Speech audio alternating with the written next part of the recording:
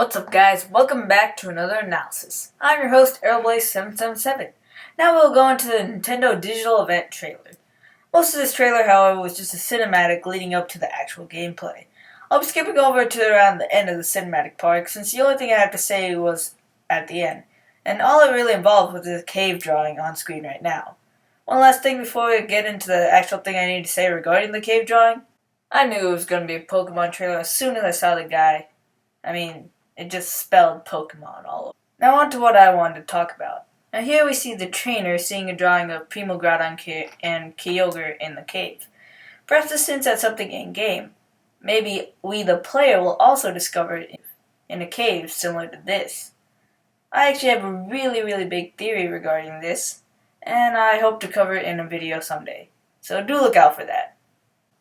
Now, on to the actual video analysis.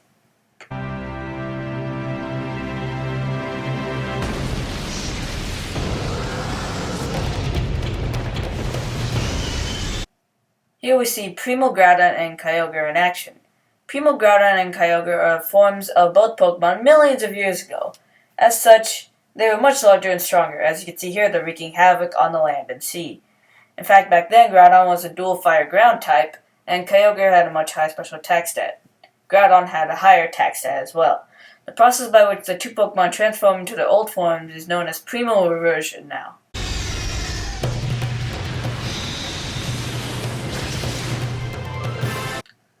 It ends with a flash to the present with the trainer riding on Latios.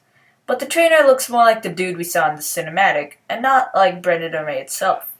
Could this be a subtle hint that character customization should be returning in Omega Ruby and Alpha Sapphire? Also, it confirms that Latios will return, obviously. Also, that view though.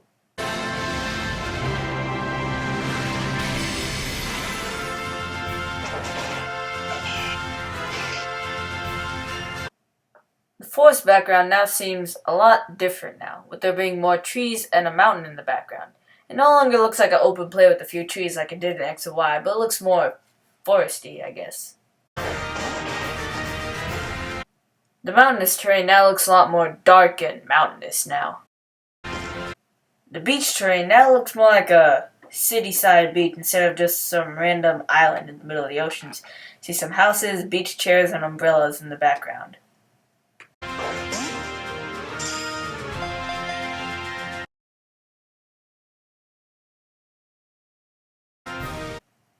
The only gym leader we see in this video is Roxanne, the leader of Rustboro City Gym.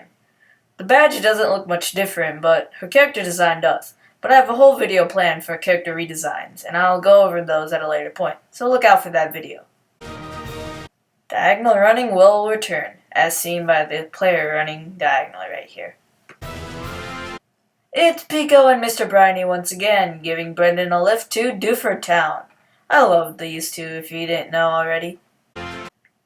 This is V.II City, and it looks a lot better now thanks to the 3D perspective and improved graphics. V.II City always confused me how it looked on the Game Boy Advance, but here it looks a lot better. Here we see May going through Cycling Road, or Seaside Cycling Road as it's known in-game.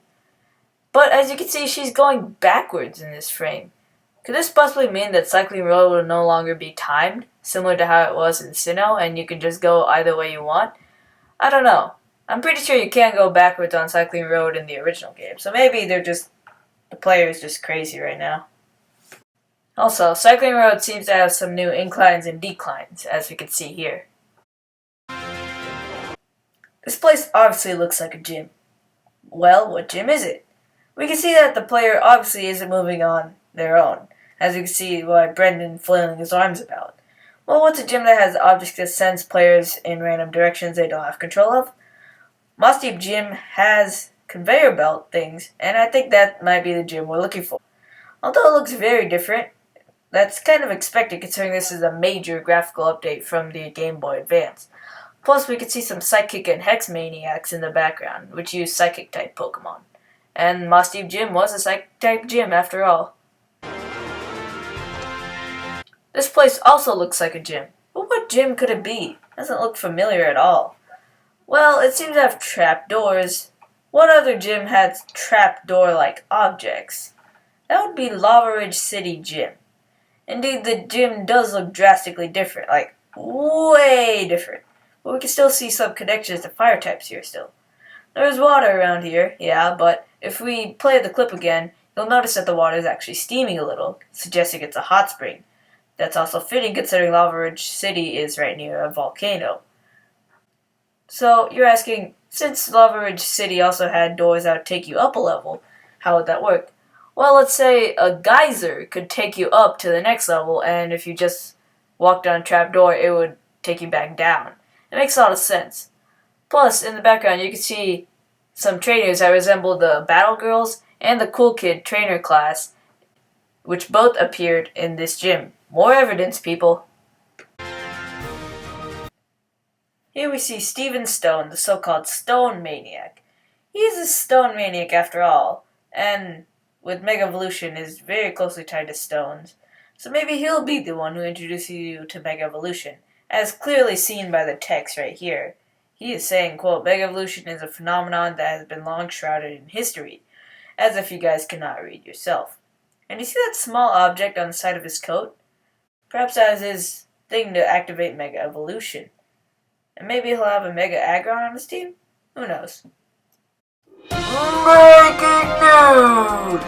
This just in, Mega Macross has been confirmed. Especially since Steven is standing next to it in the magazine leak, this probably means that he will use Mega Macross on his team. Say goodbye to Mega Aggron, guys. This is the new entrance to the Team Aqua and Magma hideout, and it looks much more foreboding and better than just having some random cave opening as an entrance. These are Maxie and Archie's new designs. Basically, Maxie looks more like a scientist now, Archie looks more like a pirate. I'll go over them in great detail in my character redesigns video. But as you can see on Archie's anchor jewelry, you can see that there's a little colorful bit, and once Maxie turns around soon, you'll see there's a little colorful bit on his glasses. Those are actually their devices to activate Mega Evolution. What Pokemon do they have that can currently Mega Evolve? Actually none. So we could possibly be seeing a possible Mega Camerupt, since that was Maxie's main Pokemon, and we could also see Mega Sharpedo as a new Mega Evolution, because Sharpedo was Archie's main Pokemon. Cool, I can't wait to see these Mega Evolutions if they really are true.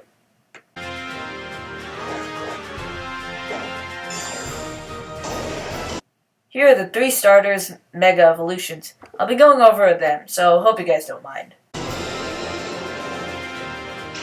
First off, Mega Sceptile, which is a dual grass dragon type with the ability Lightning Rod. That'll make it a boss special attacker. It's an odd typing and an odd ability, but it's unique and cool at the same time. According to the website, Mega Sceptile seems to have an increased speed stat. When Sceptile uses Leaf Storm right here, you'll notice that the end of its tail tends to disappear. This is a reference to how a lizard can grow back part of their body parts, and even fight with their part of the tails. And the website even says that Sceptile does this as an attack. This is what the website says. Quote, Mega Sceptile can cut off a portion of its tail to fire it like a missile at an opponent. Its lost tail will continue regenerating as long as it still has energy for Mega Evolution. Could this mean that Pokemon could de-Mega Evolve mid-battle? I don't know. That's worded kinda weird. Mega Blaziken uses Blast Burn on Sceptile. For its stats, you guys should know that by now. I mean, come on, guys. Mega Swampert. God, Swampert, do you even lift, bro? Never mind. Mega Swampert uses Hydro Cannon here. As Swampert Mega evolves, its attack stat goes up, obviously. It also gains the ability Swift Sim, which I don't really understand considering it gained all that bulk, but it makes it look pretty sick. It can be a force to be reckoned with in the rain. Now here we see both Groudon and Kyogre about to go into their Primo forms, Primo Groudon and Primo Kyogre respectively. However, instead of the classical Mega Evolution, their Primo reversion animation seems to be based on the red and blue orbs. Could these orbs be the reason why they Primo evolve? In the original games, the leaders of the teams sent the wrong orbs to the Pokemon, and as such they went berserk. What if they sent the right orbs to the Pokemon, and they went even more berserk? It's a pretty far-fetched theory for now, but I'm working on it, and I'm gonna try to make a video explaining how this could work. So look out for that.